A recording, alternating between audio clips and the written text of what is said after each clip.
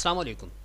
कभी भी ऐसा हुआ करता है कि किसी मसले में आप फंसे और उसको जितना हल करने की कोशिश की उतने ही ज़्यादा उसमें फंसते चले गए।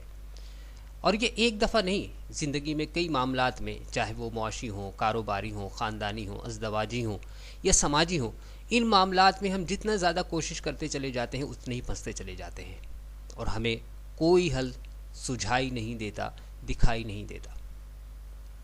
आपका अनकॉन्शियस माइंड आपकी इसमें बड़ी मदद कर सकता है। बहुत ही आसान तरीका है। रात को सोते वक्त जब आप बिस्तर पर लेट जाएं, तो जिस मसले में आप फंसे हुए हैं उस मसले को कागज़ पर लिखिए और उसे अपने सिरहाने रख दीजिए और उसी मसले के बारे में सोचते सोचते सो जाइए। सुबह जब आप उठेंगे तो उठने के बाद आपको आपका अनकॉन्शियस माइंड आपके उस मसले का हल फराहम कर चुका होगा।